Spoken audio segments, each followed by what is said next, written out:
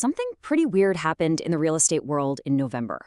Out of nowhere, agents all over the country started reporting that their pipelines of buyers and sellers were, well, suddenly drying up. And it left everybody asking the same question. Was this just a temporary blip, maybe caused by the government shutdown, or is it the first real sign of a more worrying trend? Today, we're going to unpack the data and figure it out. So let's dive right in. Things had been trucking along pretty predictably, and then November hit and just sent this wave of concern through the entire industry. So what on earth did agents see that got them so rattled? Well, take a look at this. This chart basically shows you how agents were feeling about their current number of buyers. In October, the score was a little negative, minus 4.3. No big deal. But then look at November. It absolutely plummeted to minus 13. I mean, a drop that sharp, that fast, that's what gets everyone's attention. And that brings us to our first big topic, the sudden pipeline problem. We really need to dig in and understand what a shocking signal like this from the front lines actually means for the market in the next few months.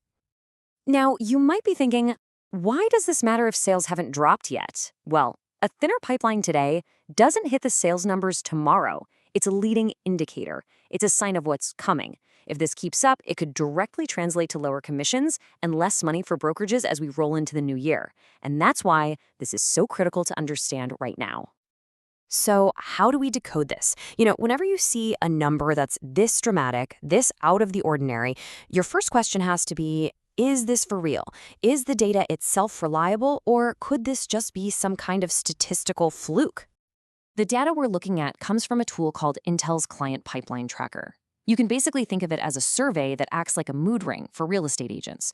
It checks in on how they're feeling about their business right now, but it also asks them what they expect for both buyers and sellers over the next year. And this is where the story gets really interesting. Look at the top two rows, the present-day scores for both buyers and sellers. They fell off a cliff. Bam! Down by almost 9 points. That's a massive shift for just 1 month. But now, look at the bottom two rows. Their feelings about the next 12 months. They barely moved at all. So agents are feeling the pain right now. But for some reason, they don't think it's going to last. That's a huge piece of this puzzle. Right? I mean, that disconnect is so strange. It forced the analysts to wonder if something was just off with the survey itself. Could the data be leading us down the wrong path? Did the type of agent responding suddenly change and throw the whole thing out of whack? And it turns out there's a little bit of truth to that. The November survey did get more responses from independent agents and agents with lower sales volumes, and those groups tend to be a little less optimistic to begin with. But that's not the whole story, not even close. Even when the analysts filtered for that and looked at all the agent groups separately, they still saw a big drop. So the bottom line is, yes, the demographic shift made the number look a little worse, but the underlying trend is absolutely real. Okay, so if the data is real, we have to find a cause. And the answer probably isn't lurking inside the real estate industry. To figure out why agents are seeing fewer clients walk through the door, we have to start looking at the clients themselves. This really isn't just a story about real estate agents and their pipelines. It's a symptom of something much, much bigger. It all comes down to the economic anxiety of the average person. Think about it. When people start feeling nervous about their financial future, what are the first things they put on hold? Big, life-changing decisions, like buying or selling a house.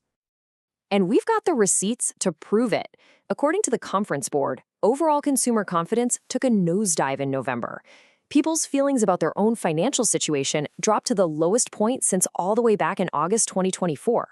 That's a really significant change of heart in a very short time. And this wasn't just some vague feeling of dread. People were worried about very specific things. The usual suspect, inflation, was on the list, along with tariffs, but a big one was growing fear about job security, which was probably made even worse by that federal government shutdown that was fresh in everyone's mind. And those job fears weren't just in their heads. Private payroll data from ADP suggested things might be getting a little shaky. They estimated that for the 4 weeks ending November 8th, the U.S. was losing jobs at a rate of about 13,500 per week. When you hear numbers like that on the news, you're probably not rushing out to call a realtor. Okay, so let's bring it all home. We've confirmed the pipeline data is real. We've identified the likely cause, a major case of nerves among consumers. So let's get back to our original question and try to land on a final verdict. Is this a blip or a worrying trend? Now, the experts are, wisely, being a bit cautious here. As the analysis points out, you can't just declare a market downturn based on one single month of data, especially when the agents themselves still seem pretty optimistic about the year ahead. But here's our take on it. Even if it's not a 5-alarm fire, this is a massive warning sign. It's a bright yellow flag. It shows that all this economic uncertainty we've been hearing about is no longer just chatter. It's starting to have a real, tangible impact on how people behave. We absolutely have to keep a close eye on this as we go through the winter. And that leaves us with the million-dollar question for the next few months. It's almost like a race is starting. On one side, you have these thinning pipelines we're seeing right now. On the other, you have the potential for consumer confidence to bounce back. Which one wins that race is probably going to decide where the housing market goes from here.